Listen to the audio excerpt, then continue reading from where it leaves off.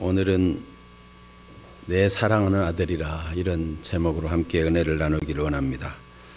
세례 요한은 광야에 외치는 자의 소리로서 예수님의 오실 길을 준비하는 사역을 하고 있습니다. 회개의 세례를 전파하자 그에게 많은 사람들이 와서 죄를 자복하고 그에게 세례를 받고 있습니다. 그렇게 그는 사람들을 회개케 해서 예수님 만날 준비를 시키고 복음을 올바로 받을 수 있도록 준비 사역을 하고 있는 것입니다. 그런데 놀라운 일이 생겼습니다. 어느 날 세례요한이 군중을 살펴보니까 그 중에 예수님이 와 계시는 것입니다. 그런데 예수님이 줄을 서고 계시는 거예요. 다른 사람 다 세례받는데 예수님도 세례받겠다고 줄을 서 계시니 요한이 가서 말렸습니다. 예수님, 그러시면 안 됩니다. 제가 예수님께 세례를 받아야지 어떻게 예수님이 저에게 세례를 받는단 말입니까? 아무리 말려도 예수님이 받아들이라고 얘기하자 세례요한은 그냥 예수님의 뜻을 받아들였다는 얘기가 오늘 말씀입니다.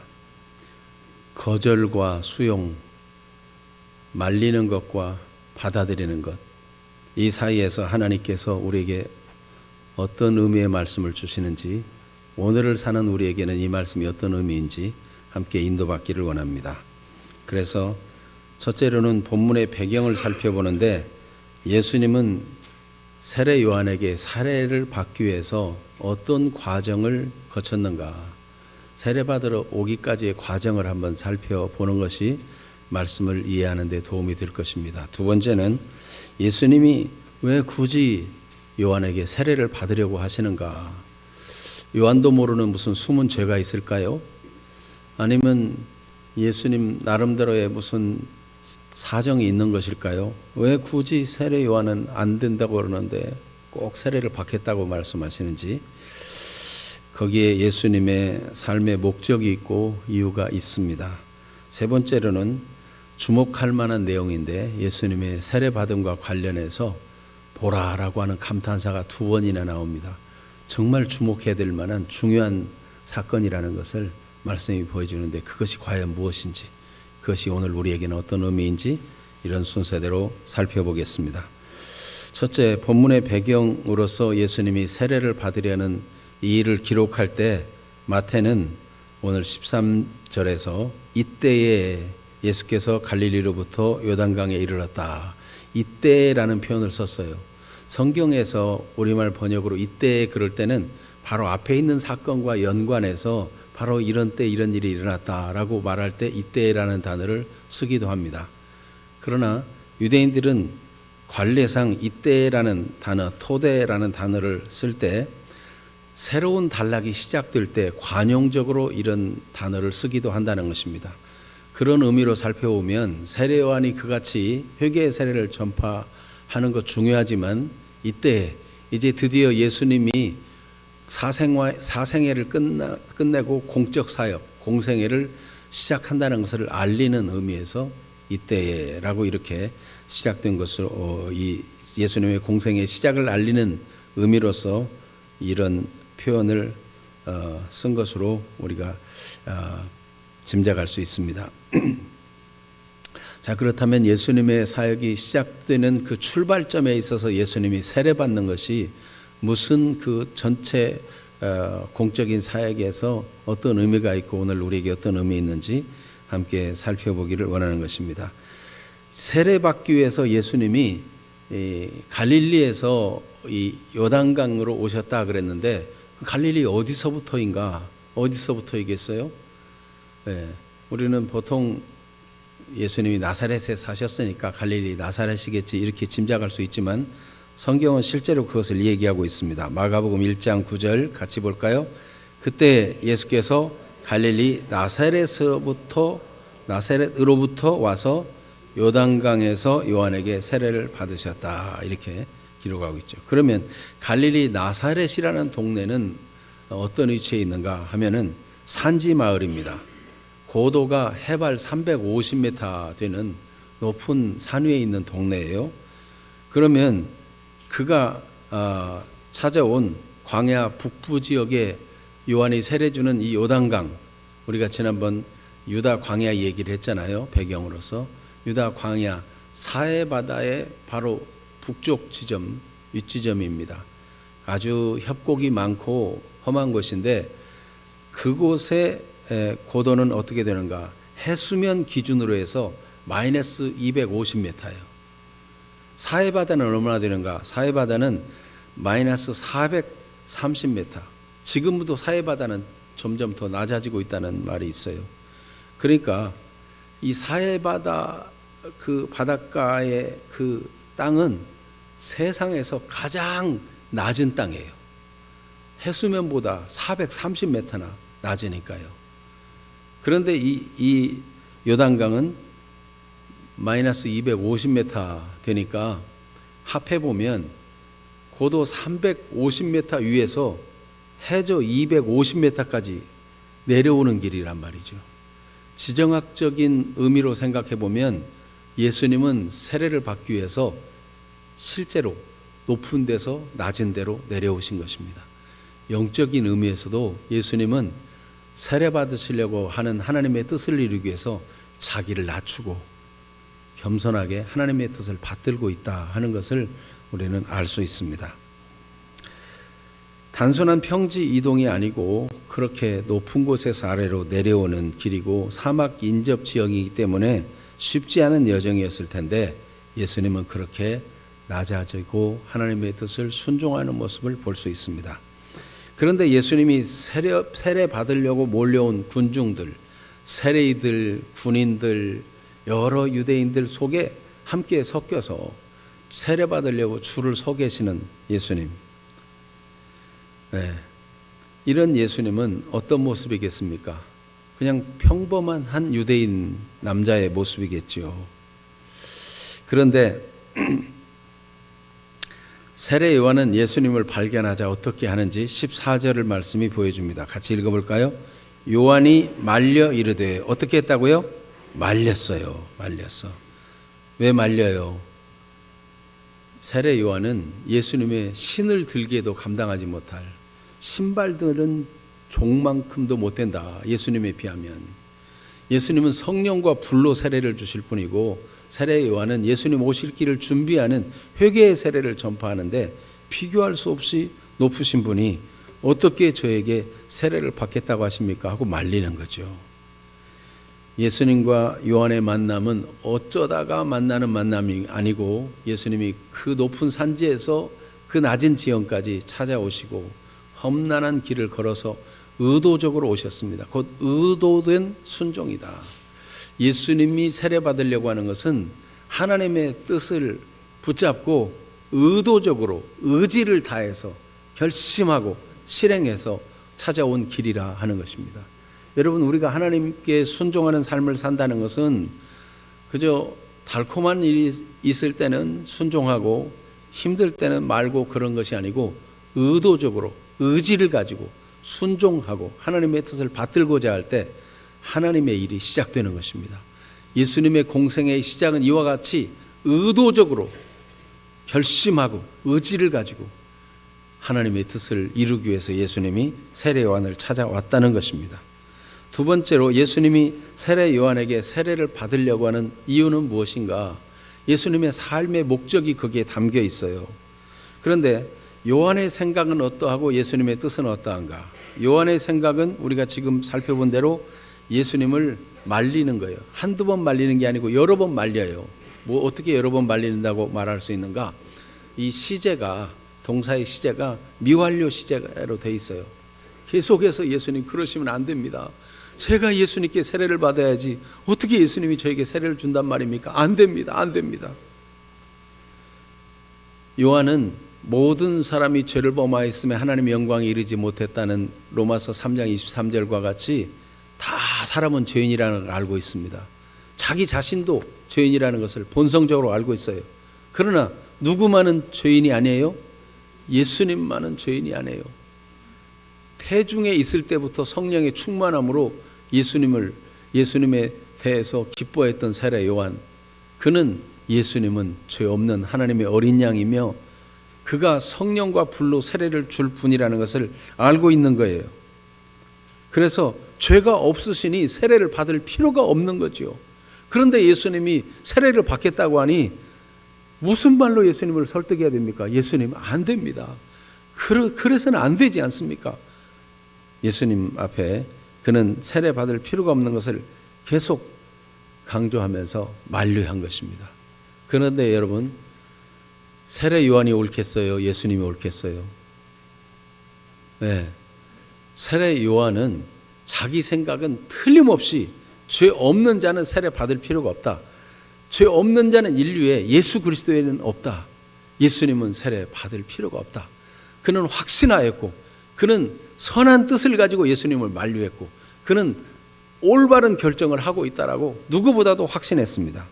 그런데 여러분, 오늘 우리가 생각할 것은 내가 아무리 선한 의도를 가지고 옳은 뜻을 가지고 이것이 나뿐만 아니라 모두에게 유익한 일이라고 확신하고 있는 일이라 할지라도 만일 그것이 하나님의 뜻과 맞지 않는다면 하나님을 거역하는 행동이 된다는 것입니다.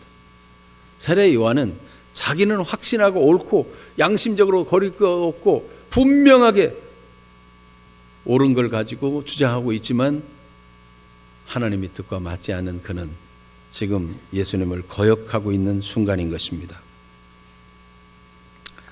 우리도 혹시 내가 주님의 뜻이 무엇인지 알기 전에 무엇을 확신하고 이것이 선한 것이다, 이것이 옳은 것이다 라고 하면서 몸부림치고 있다면 그것이 헛된 몸부림일 수 있다는 것입니다.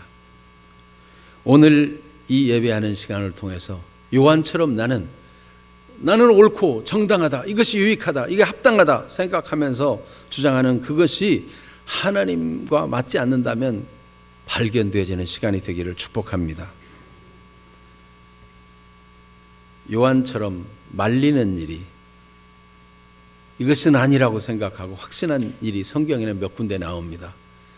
그 중에 질병에 대해서 사도 바울은 다른 사람의 질병을 위해서 기도하면 질병이 치료되고 고침받고 예수의 이름으로 하나님의 영광이 나타난 일을 숱하게 경험합니다.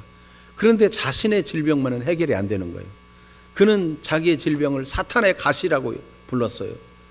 이 사탄이 이 결정적인 순간에 나로 하여금 이 고통스럽게 하는가, 덕을 나타내지 못하게 하는가. 그래서 이걸 위해 간절히 하나님께 기도했습니다.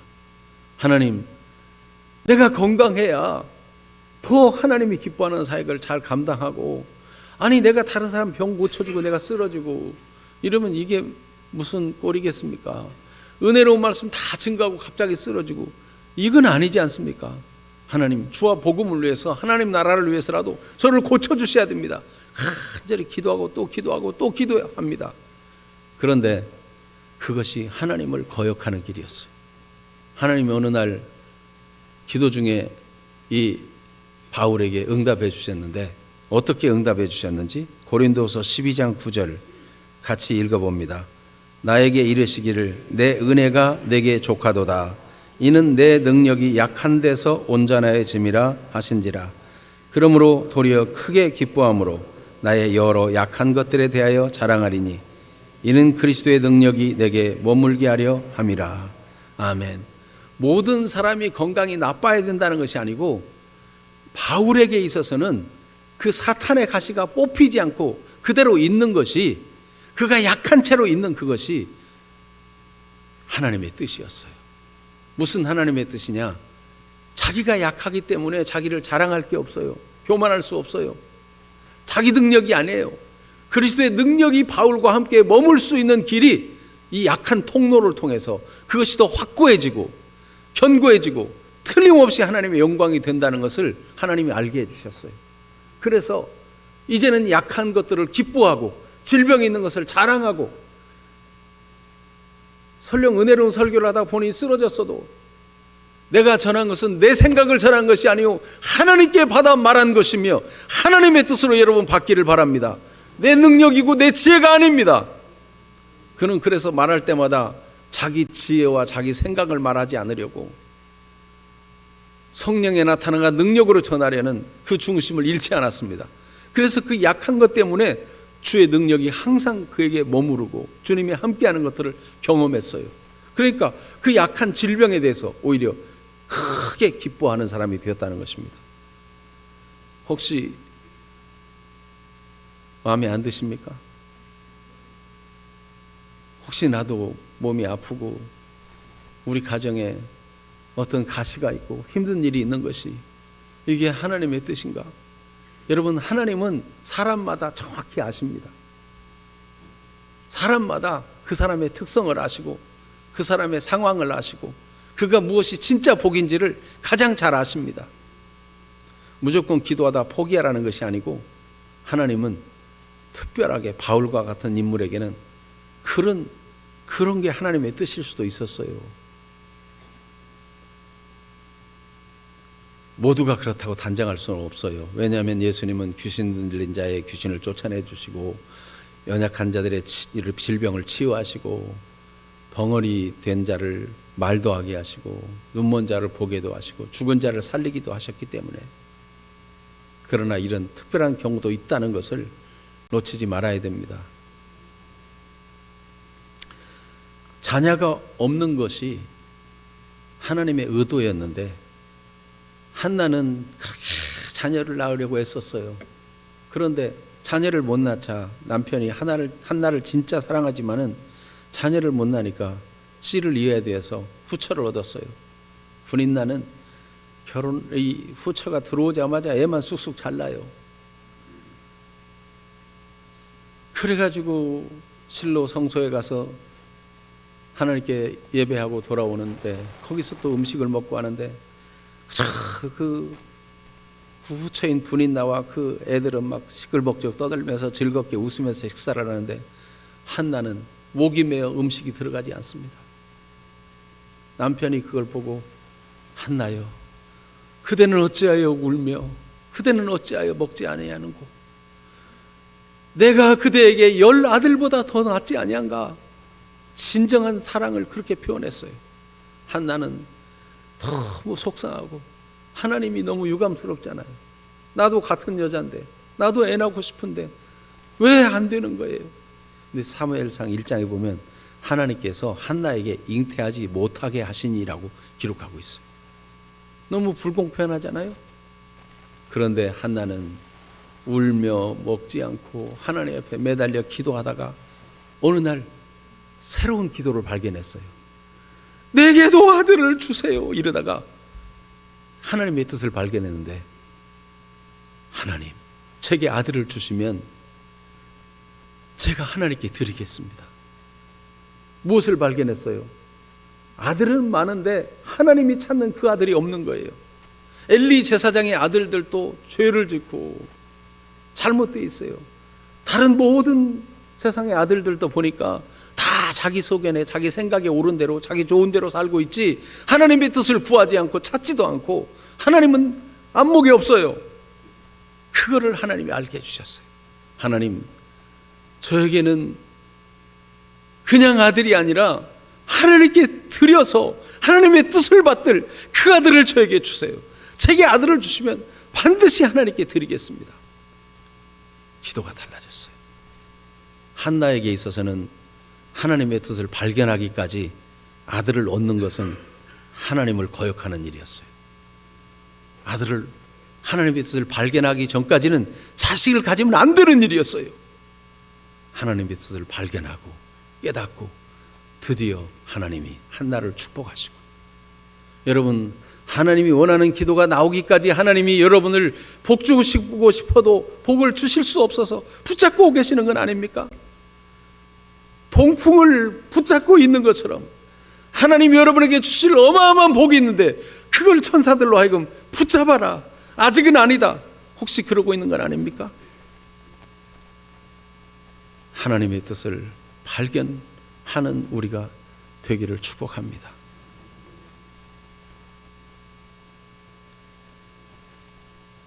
하나님의 뜻을 발견하는 기도, 하나님의 말씀 통해서 하나님의 뜻을 발견하는 말씀 묵상, 하나님의 뜻을 발견하는 예배. 그래서 안 좋은 것이 안 좋은 것이 아니고 하나님의 뜻을 위해서는 일시적으로 안 좋거나 영원히 안 좋아도 그것이 진짜 좋은 것이다. 크게 기뻐했던 바울과 같이 그런 깨달음과 은혜가 주어지는 복된 날이 되기를 축복합니다. 마태복음 8장 20절에 보면 예수께서 이르시되 여우도 굴이 있고 공중에 새도 거처가 있으되 인자는 머리 둘 곳이 없다 그랬어요. 이 말씀을 왜 하셨냐면은 한 서기관이 예수님께 나와서 예수님 어디로 가든지 저는 따르겠습니다. 아주 용기 있게 말하는 거예요. 그때 예수님이 이 말씀하셨다는 것은 그래 나를 따라오라는 뜻이에요? 거절의 뜻이에요? 거절의 뜻이죠. 왜 거절했을까요? 그 서기관을 아시기 때문에. 그 서기관은 예수님이 하시는 말씀 전하는데도 어떤 서기관과 바리새인보다 더 능력 있게 하나님 말씀을 전하지. 그는 질병들을 치유하며 하나님 역사를 나타내는데 옳다. 예수님만 따라다니면 이제 끝났다. 예수님만 따라다니면 말씀을 어떻게 해석할지 어떻게 말씀을 받을지 이런 거 이제 고민 안 해도 된다. 그래서 이제 예수님만 따르면 모든 것이 다 안정되고 나도 예수님을 따라다가 능력도 행하는 것도 배우고 기적도 행하는 사람이 되고 그러면 얼마나 참 보람 있게 살 수 있을 것인가. 그는 스스로 예수님만 따르기만 하면 안정된다고 생각했어요. 그런데 예수님은 나를 따르는 것은 안정을 추구하는 길이 아니다. 공중에 새도 깃들일 곳이 있고 여우도 굴이 있지만은 인자는 머리 둘 곳이 없다. 안정이 아니라 그리스도를 따르는 길은 하나님의 뜻을 따라서 나그네 생활을 하는 것이다. 자기 사욕을 따르는 삶이 아니고 하나님의 뜻을 따라서 얼마든지 버릴 수도 있는 삶이다. 이것을 말씀해 주신 것이었어요. 여러분, 육신적인 생각으로 안정과 축복과 성공을 위해서만 주를 따른다면 아직 하나님의 뜻을 발견하지 못하고 다른 종교인들과 같은 수준에서 살고 있는 것은 아닐까요? 주님은 우리에게 더 놀라운 은혜를 경험시켜 주시고 진정으로 새 사람으로 산다는 것이 얼마나 소중한 의미인지 그 가치는 그 무엇과도 바꿀 수 없다는 그 보물을 발견하기까지 지금은 돈이 생기면 안 되고 지금은 성공은 안 되고 그래서 하나님 붙잡고 있다면 우리가 아직도 그것을 추구하면서 헤매야 되겠습니까? 마태복음 16장 26절을 같이 읽겠습니다. 사람이 만일 온 천하를 얻고도 제 목숨을 잃으면 무엇이 유익하리요? 사람이 무엇을 주고 제 목숨과 바꾸겠느냐? 사람이 온 천하를 얻었다는 건 뭘까요? 온 천하를 얻었다. 지금도 우리나라나 미국이나 대부분 많은 국가들이 불과 한 10% 정도의 부자들이 그 나라의 부를 다 쥐고 있다고 합니다. 그래서 경기 부양한다고 돈 풀어봤자 서민들에게는 실제로 크게 도움이 안 되고 부자들만 더 부자 되는 구조가 되어가고 있다는 거예요. 아니 돈 풀어서 경기 부양하려고 하는데 알고 보면 물가가 올라가 있고 월급은 안 오르고 쓸 게 있어야지. 집값도 막 계속 오르고. 여러분 그런데 온 천하를 얻고 돈도 있지 지식도 있지 명예도 있지 권력도 있지 온 천하를 다 얻었으면 성공 아니에요? 그런데 온 천하를 다 얻었는데 목숨을 잃으면 무엇입니까? 그건 아무것도 아니에요. 육신의 목숨만이 아니고 이 영적인 생명까지 잃어버리고 구원받지 못한다면 그것이 무슨 유익이 있겠어요? 여러분 성공이냐 구원이냐? 진짜 구원받기 전에는 성공 안 하는 게 좋을 수 있어요. 너무 성공한 사람들은요 복음도 들어가기 어려워. 제가 서울역 부근에 거기 부교육자 때 있었는데 그 당시에도 30년 넘은 전에도 그 집안에 보면은 큰 거목들이 있고 담장이 쫙 둘러쳐 있는데 안에서는 큰 개소리가 쿵쿵 나고 그리고 경비를 따로 세워요. 사적인 경비를 세워요. 그렇게 큰 부잣집들이 있었어요. 그런데 여러분, 그런 집은 복음 받기도 어려워. 전도 알았습니다. 초연종 누르면 열어주겠어요? 의리한 집에서 누리고 있다고 생각하지만 영적으로 보면 갇혀 살고 있는 거예요. 복음 받을 소중한 기회도 얻지 못한 채 너무나 초라하고 가련하게 살고 있는 모습이 아닐 수도 아닌가. 영적으로 보면 그럴 수 있어요. 나오면은 좋은 승용차 타고 목적지 딱 하고 끝나면 또 차 타고 오고 전철도 타고 걸어다니고 그래야 복음 받을 기회도 있을 텐데. 네? 여러분, 복음을 받고 구원받기 전에 너무 성공해버리면 복음 받을 기회도 구원받을 기회도 없게 되면 너무 안타까운 일 아니에요? 온 천하를 얻고도 목숨을 잃으면 무엇이 유익하겠느냐? 여러분, 우리 주님께서는 우리가 먼저 구원받고 먼저 하나님의 뜻이 무엇인지를 분별하여 알고 진정으로 삶의 방향과 목적을 확실히 알고 의미 있게 살 수 있는 그런 사람이 되기를 원하십니다. 지금 몸부림쳐도 안 되는 일 중에 하나님이 의도적으로 안 되게 하시는 일도 있을 수 있다는 것을 우리는 말씀을 통해서 발견합니다. 그때 헛된 몸부림을 하기보다 하나님의 뜻을 안 되고 막히고 힘든 일 속에서 하나님이 저에게 의도하시는 일이 무엇입니까? 제가 무엇을 알기를 원합니까? 기도하다가 발견할 수 있다면 그 안 되고 막힌 길이 그게 하늘로 연결되는 지름길이 될 수 있어요. 주님이 여러분 사랑하십니다. 하나님의 뜻을 발견하는 주인공들이 되기를 축복합니다. 어제 제가 이렇게 유튜브 보다가 한 번씩 이렇게 보는데 쇼츠 짧은 영상을 하나 봤어요. 그런데 고한민이라는 배우가 그 자기 신앙 간증하는 거 한 뭐 2분이나 3분짜리 짧게 나왔는데 그 나중에 찾아봤어요. 이 고한민이라는 배우가 어떤 사람인가 보니까 TV, 영화, 예능, 연극 뭐 이런 데서 많이 활약하고 있는 친구더라고요. 지금 현재 42살이니까 그 30대 때 일을 자기가 얘기하는데 늦게까지 일하고 애써도 이게 벌이가 안 되고 거기다가 오디션을 보면 매번 떨어지고 하나님 왜 나는 오디션을 계속 떨어지게 합니까? 나는 왜 이렇게 결혼을 일찍 했는데 가난하게 살아야 됩니까?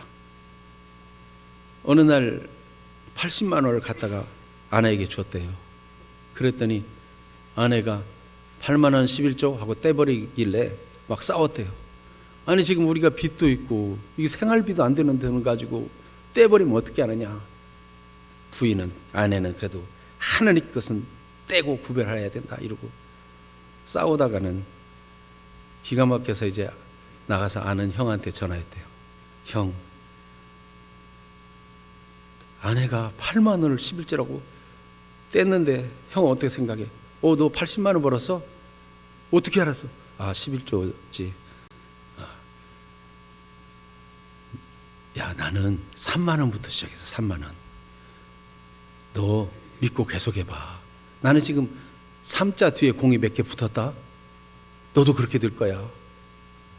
그래, 거기까지가 간증 쇼츠 간증 끝이에요. 그런데 지금 그 영화 중에 전란이라는 영화가 있고 우시황후라는 영화가 있고 이런 영화와 또 예능에서는 뛰어야 산다 뭐 이런 영화에 이런 예능에도 나오고 그런다는 거예요.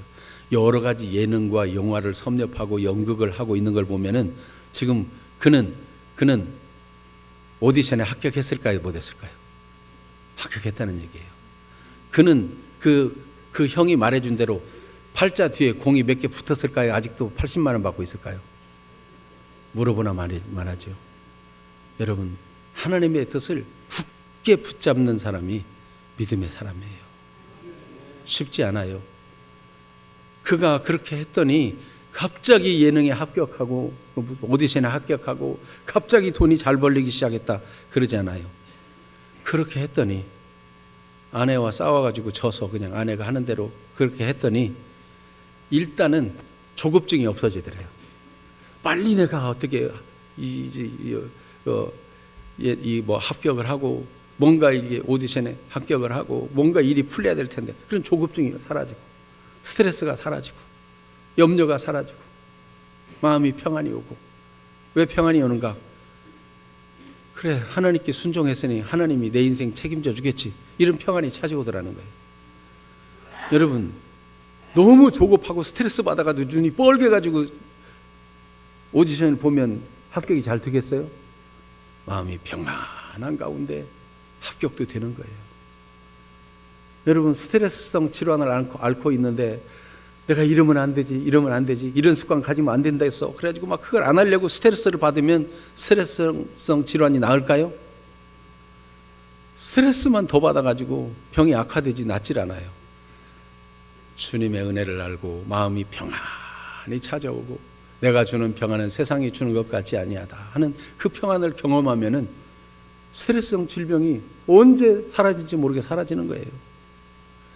여러분, 정말 주 예수님을 믿고 하나님을 섬기는 일은 아주 실제적인 일이고 하나님의 위대한 역사는 반드시 누구나 볼 수 있도록 알게 찾아오는 것이고 그렇게 하나님 나라는 이루어져 가는 것입니다. 세례 요한은 스스로 생각하기에 절대로 안 된다, 내가 옳다, 이렇게 생각했는데 예수님이 그거 말고도 다른 하나님의 뜻이 있다는 것을 말해준 겁니다. 요한은 그렇다면 제가 순종하겠습니다, 이렇게 됐어요. 예수님의 뜻은 무엇입니까? 예수님의 뜻은 자신이 세례를 받음으로 모든 의를 이루는 것이라고 요한에게 대답했어요. 예수님은 자신의 죄를 해결하기 위해서, 자신의 문제를 해결하기 위해서, 자기가 잘 되기 위해서 세례를 받는 것이 아니라 하나님의 뜻을 이루기 위해서 세례를 받는다. 내가 세례를 받음으로 하나님의 모든 의가 이루어진다. 그는 그렇게 고백한 것입니다. 이것이 예수님의 대답이에요. 이 예수님의 대답은 대답을 항상 준비하는 교회, 교회다운 교회가 되기 위해서 대답을 항상 준비하는 교회, 그 대답과도 연결되어 있어요. 그게 무슨 뜻이냐면 예수님이 대단한 많은 지식과 지혜를 동원해서 뛰어난 그런 정보를 가지고 설득한 것이 아니고 예수님 자신을 얘기한 거예요. 나는 하나님의 뜻을 이루러 왔다. 나는 죄인과 같이 되어지고 내가 인류의 죄를 짊어지고 십자가를 짐으로 하나님의 뜻을 이루기 위해서 왔다. 그러니 나는 내 죄 해결을 위해서 죄를 받지 않지만 모든 사람의 죄를 담당하기 위해서는 죄인과 같이 되어야 하니 나는 세례를 받고 하나님의 뜻을 받아들이는 것이 이게 모든 의를 이루는 길이다. 예수님이 대답이 자신이 누구인가 하는 대답이 곧 하나님의 뜻을 이루는 것으로 확실한 대답이 되었어요.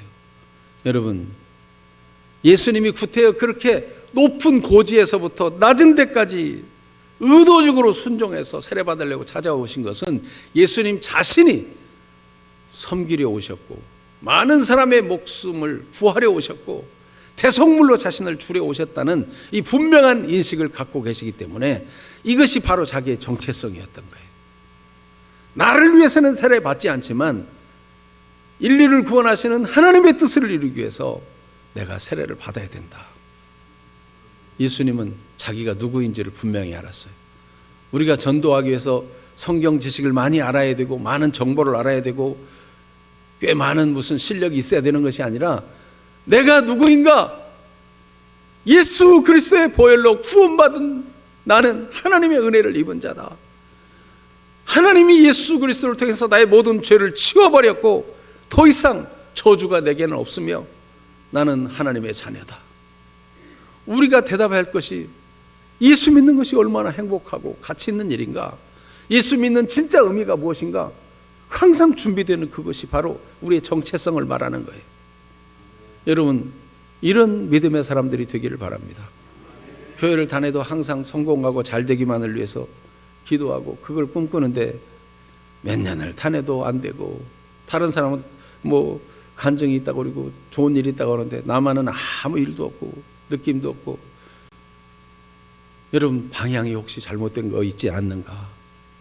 정말 하나님이 주시려는 걸 못 붙잡고 있는 것은 아닌가? 의미 깊게 돌아봐야 되지 않을까요? 모든 의를 이루는 것이 무엇인지를 구체적으로 설명이 기록되지 않았어요. 왜 그럴까요? 마태는 성경을 계속 기록하면서 예수님이 말씀하신 모든 의를 이루는 게 무엇인가를 보여줄 거기 때문에. 그래서 우리는 늘 말씀을 기대합니다. 아, 주님이 또 이렇게 모든 의를 이루는 것이 무엇인지를 보여주겠지. 여러분, 이후의 말씀을 계속 보면서 예수님이 말씀하신 모든 의를 이루는 게 무엇인지를 발견해 나가는 기대 있는 믿음의 사람들이 되시기를 축복합니다. 주목할 만한 내용이 있는데, 예수님이 세례를 받으시는데 세례 받고 물에서 올라오실새, 오늘 성경이 그렇게 기록하고 있어요. 그런데 이 똑같은 내용을 누가복음 3장에는 이렇게 기록하고 있어요. 같이 볼까요? 백성이 다 세례를 받을새 예수도 세례를 받으시고 물에서 올라오실새가 아니고 기도하실 때 하늘이 열리며. 다시 한번 읽어볼까요? 백성이 다 세례를 받을새 예수도 세례를 받으시고 기도하실 때 하늘이 열리고, 물에서 올라오실새 하늘이 열리고, 기도하실 때 하늘이 열리고. 서로 다르죠. 사복음서는 서로 보완적으로 읽는 거예요. 그러니까 예수님은 세례 받기 전에도 기도하시고, 세례 받으면서도 기도하시고, 세례 받은 후에도 기도하시고. 여러분, 매사에 예수님은 기도의 마음으로 사시고 기도하며 사시는 거예요. 성경 말씀에 기록된 대로 쉬지 말고 기도하라. 늘 기도의 의식 속에 살고, 여러분 잘 때도 말씀을 묵상하며 자고, 깨어나서도 내가 자고 깨었으니 주님의 은혜입니다. 또 말씀을 묵상하며 깨어나고, 여러분 무슨 일을 할 때도 기도의 마음으로 그렇게 생각하고 하나님 인도받기 원하고, 이럴 때 하늘이 열려집니다. 영적 세계가 열려집니다. 왜 나만 자식을 안 두냐고, 저런 저질 여자도 애만 잘 낳는데 나는 왜 자식 안 주냐고 이러면 스트레스만 되는데, 하나님께 기도하다가 오 하나님, 하나님께 드릴, 하나님께 바칠 거룩하고 순전한 아들이었군요. 주님은 그 아들을 찾고 계셨군요. 주님 제게 아들을 주시면 그렇게 드릴게요. 기도가 그렇게 바뀌니까 하나님이 사무엘을 주실 뿐만 아니라 그 후에 자녀를 더 줬어요. 보너스야, 보너스. 여러분, 하나님은 줄 수 없는 능력이 없는 게 아니고 얼마든지 후히 주시고 꾸짖지 아니하시는 분이지만, 중요한 걸 발견하라는 거예요. 하나님의 뜻을 붙잡으라는 거예요. 삶의 목적과 의미를 확실히, 삶의 방향을 정하라는 거예요. 험한 삶으로 살다가 온갖 부귀 영화, 진짜 이 예수님이 말씀하신 대로 천하를 다 얻은 솔로몬 왕, 그렇게 부귀 영화, 그가 하고 싶은 대로 처첩을 1000이나 두고 살아보기도 하고 온갖 보물들을 다 가져보기도 하고 했지만은 헛되고 헛되니 모든 것이 헛되도다. 여러분, 마지막 죽을 순간에 아, 내가 인생을 헛살았구나, 이렇게 되시렵니까? 아니면 이 모든 것이 주의 은혜였습니다, 감사합니다, 내 짧은 생애지만 주님이 나와 함께 계시고 나를 돌보시고 인도하셨습니다, 내가 이제 주님의 나라 가니 내 영혼을 받으시옵소서, 이제 죽어도 나는 여한이 없습니다, 모든 것이 하나님의 은혜였습니다, 그렇게 고백하며 갈 것입니까? 여러분, 예수님은 매사에 기도하며 순종하셨고 그렇게 하늘이 열렸어요. 영적 세계가 열렸어요. 그 예수님은 봤습니다. 보라! 마태는요, 우리 모두 다 주목하라고, 이게 얼마나 중요하냐고, 보라! 우리 번역에 안 나와 있어요. 근데 물에서 올라오실새 보라, 그 보라가 있어요. 하늘이 열리고 하나님의 성령이 비둘기같이 내려 예수님 자신 위에 임하는 것을 봤어요. 그렇게 기도하고 매사에 기도하고 하나님을 신뢰하고 의지하는 예수님에게 영적 세계가 열리고 하늘에 성령이 비둘기같이 임하는 걸 봤어요. 보라! 소리가 있어 말씀하시되 이는 내 사랑하는 아들이요 내 기뻐하는 자라. 또 여기 감탄사 보라가 나와요. 하나님의 음성, 하나님의 선포. 이는 내 사랑하는 아들이다. 내 기뻐하는 자다. 하나님이 마음에 든다. 우리 죄 대신 죽으시기 위해서, 죄인과 같이 되기 위해서 낮아지고 세례 받으시는 모습을 볼 때 하나님 마음이, 그래, 너는 내 뜻을 행하러 왔고 그것을 실제로 행하고 있구나. 지금 그것을 시작하고 있구나. 내 마음에 좋다. 만족하다. 너는 내 사랑하는 아들이다. 하나님이 인정해 주시고 칭찬해 주시고 격려해 주십니다. 이거는 정말 주목할 만한 내용이에요.